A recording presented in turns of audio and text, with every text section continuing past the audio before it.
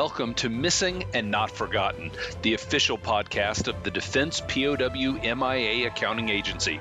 I'm Sean Everett, DPAA's Media Relations Chief and your host.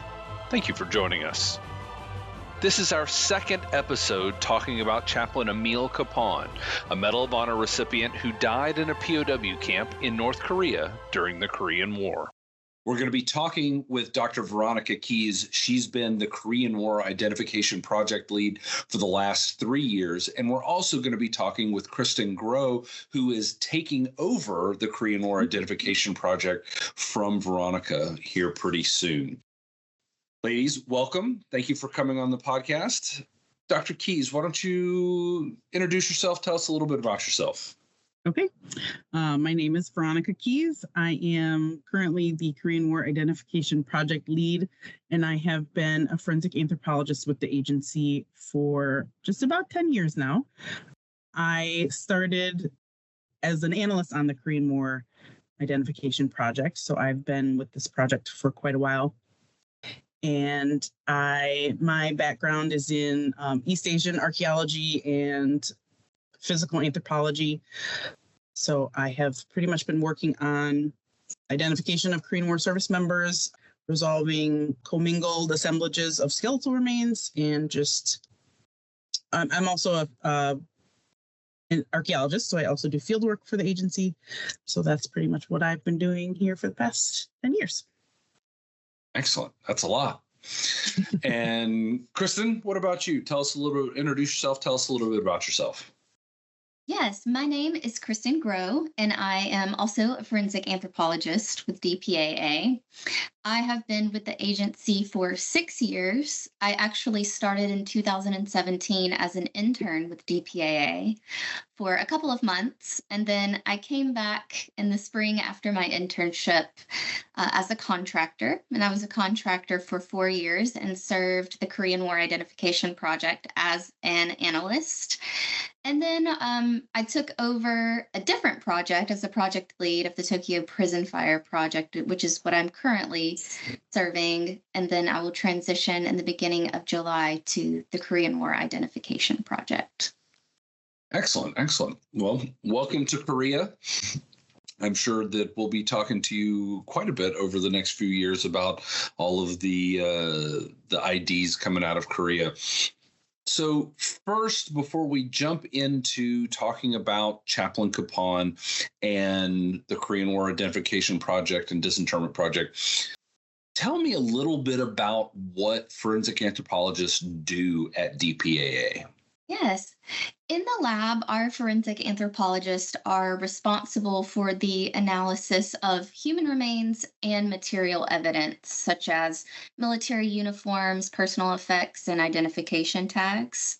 This entire procedure is carried out in the blind, meaning anthropologists don't necessarily know the suspected identity or any background information about that particular case, other than maybe some historical background information. And then they complete that analysis. So we use traditional forensic anthropology methods in our laboratory for the formation of what's known as a biological profile. So this includes estimating an individual's biological sex, ancestry, stature, and age, and as well as any other sort of indicators that might have to do with trauma or pathology. And then we'll compare that information to the historical records for our service members as part of that identification process. We also use other methods in our anthropological analysis to assess with commingling, so sorting out remains into discrete individuals and then researching potential casualty matches for those individuals. We use chest radiography and clavicle comparison, and then again, other statistical models that help us deal with those commingling issues. All of that is part of our anthropological analysis. So you said chest radiograph or clavicle matching. Explain that a little bit for those who may not know what that is. Yeah, so our laboratory has a testing method where we take remains and chest radiographs of service members when they were inducted into the military. So a lot of them, they were taking chest radiographs to screen for tuberculosis. And so we have a lot of these old X-ray films that we have had digitized, and then we can use those to compare against the X-rays that we have of the remains. So we do those comparisons, and it's kind of like comparing fingerprints in a way. So no one service member's the X-ray of their bones is going to look like another service member's. So we can do those comparisons and use that in our identification process. Very cool. It's amazing the different things like that the body has that are unique to an individual. And you also mentioned commingling. Now, Don Barry had talked about that a little bit in the previous episode, but explain just real quick what commingling is in case somebody missed that episode. Absolutely. So in some of our cases, we have what's known as commingled human remains, and that is when we have multiple individuals represented in a single assemblage of remains. And so part of our process, especially within the special projects at DPAA, is to assess that commingling and see, okay, do we have one individual represented in this assemblage, or do we have multiple individuals represented in this assemblage? And we have several ways of sort of assessing that. Anthropologists have specialized training in being able to recognize when there are multiple individuals represented by skeletal remains. So do we have duplicated arm bones or leg bones or any other bone in the body? And then from there, we can do other testing methods and go through an entire skeleton that might look like a single individual and say, do these two bones look similar? Can they belong to the same individual? And we can go through and try to articulate joint surfaces to see whether or not those articulations are sound. And then that helps us further say whether or not these remains likely originate from a single individual. And we'll also use DNA analysis. So sometimes maybe the bones are not in the best condition and we're not able to do those traditional anthropological methods. We can go in and sample for DNA or stable isotope analysis to help us say whether or not the remains likely represent a single individual or multiple individuals. Okay, wow. It's crazy how you all have to go through all that and that's just part of making a single ID.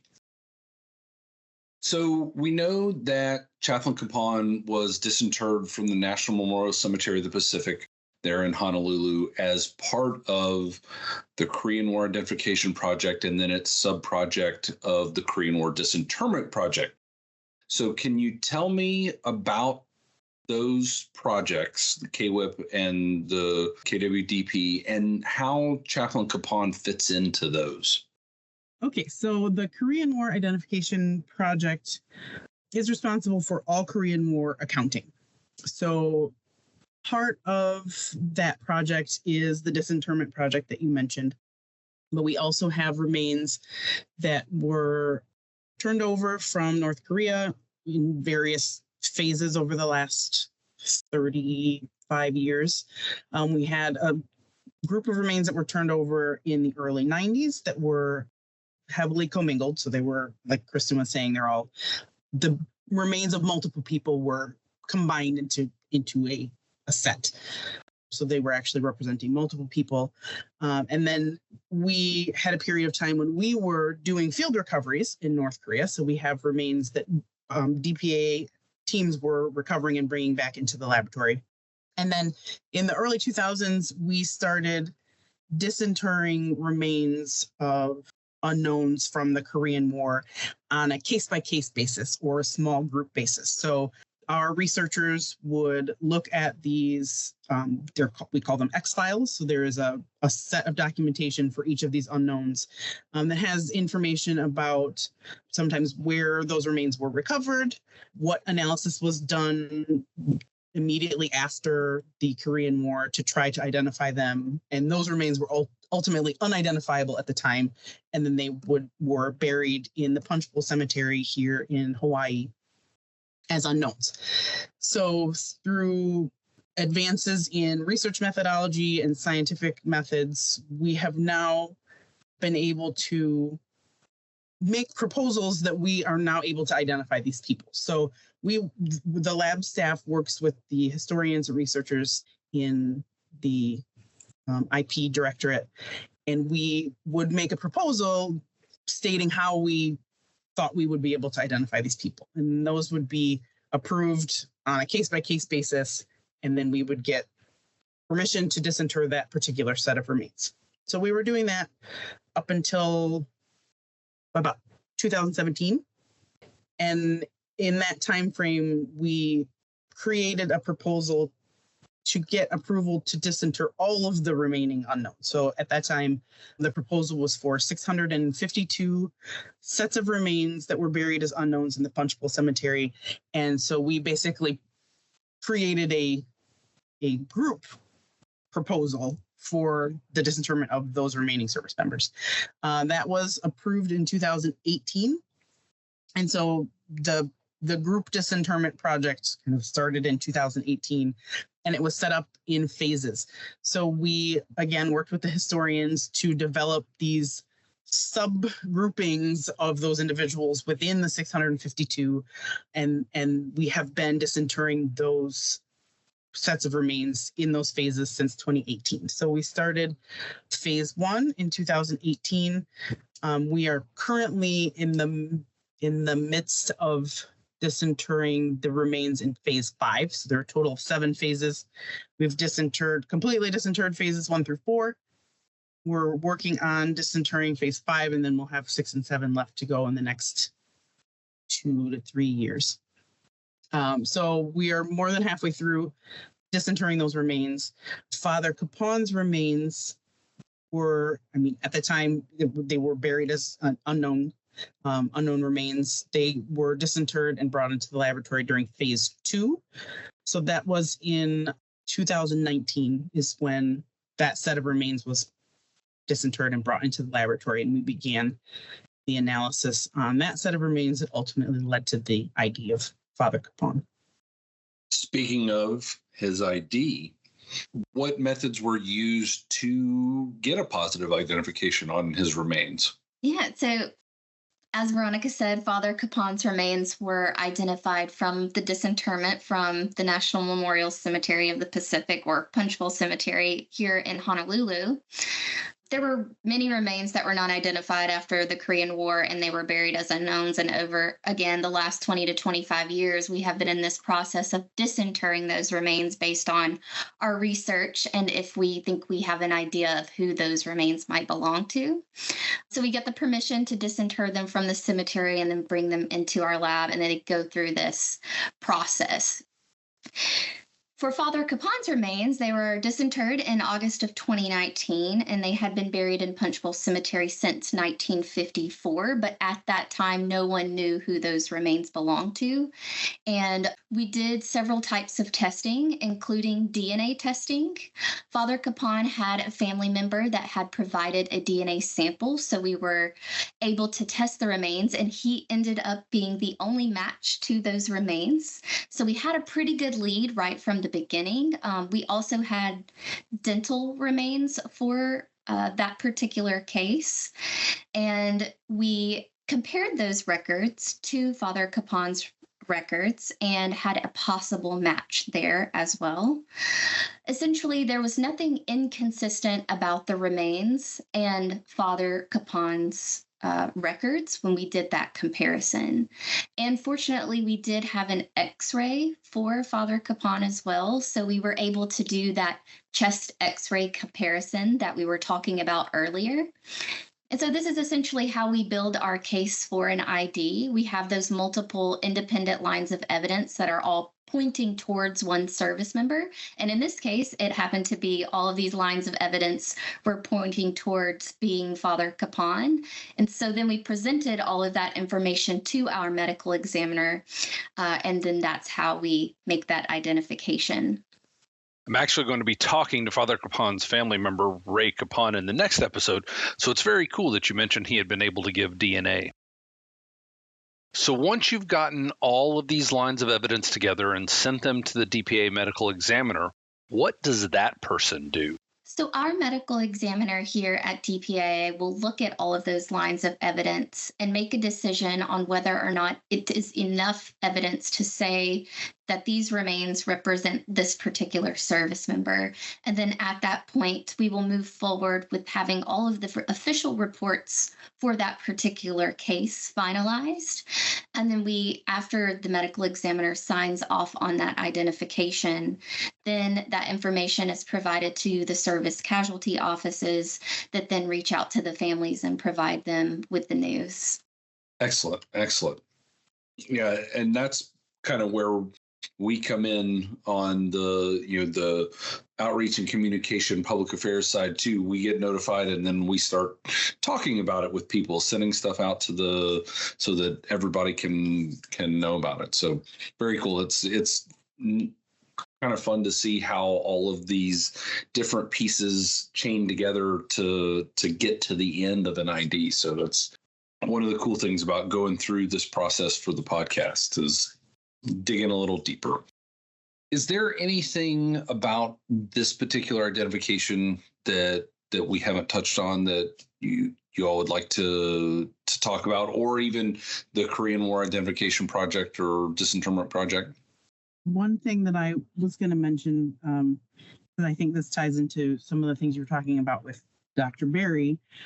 Kristen was talking about the different lines of evidence, and one of the other pieces that kind of provides some corroborating evidence is the biological profile that the anthropologists will establish when they're doing that analysis.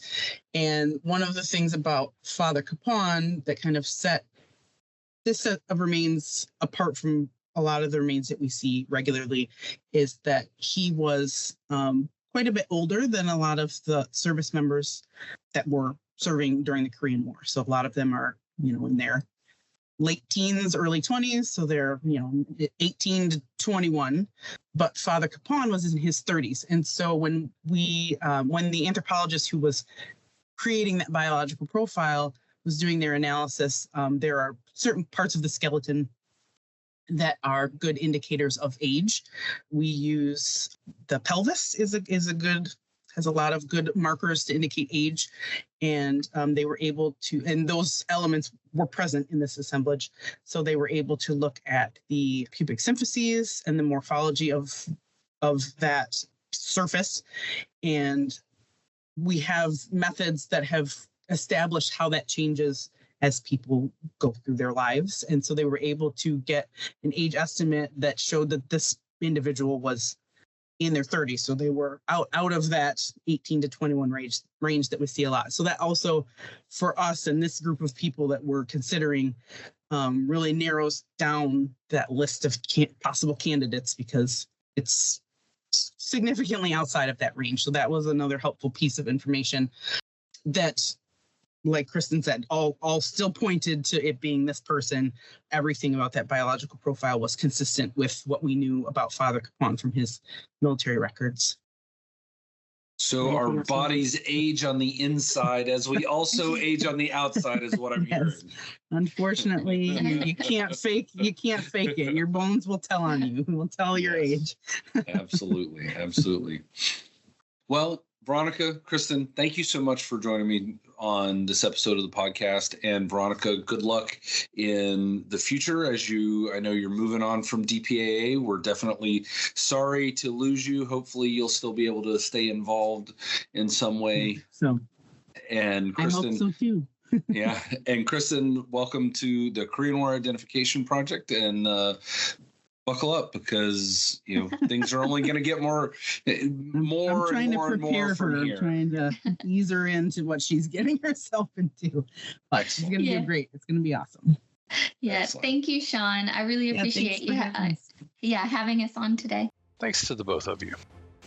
Before we sign off on this episode, however, I do want to make a bit of a clarification. Earlier, Kristen spoke of using DNA to help identify Father Kapaun. DNA absolutely played a big role, but DPAA does not do our own DNA analysis. Our DNA partner is the Armed Forces Medical Examiner Systems Armed Forces DNA Identification Laboratory at Dover Air Force Base in Delaware. Our scientists take samples of remains, which are then sent to the experts at AFDIL for DNA processing and analysis. We'll get into the details of that in a couple of episodes when I talk to Dr. Tim McMahon, the Director of DoD DNA Operations. In the meantime, thank you for joining us on this episode of Missing and Not Forgotten. We appreciate you listening and hope you'll join us again in the future as we tell the story of our efforts to fulfill our nation's promise.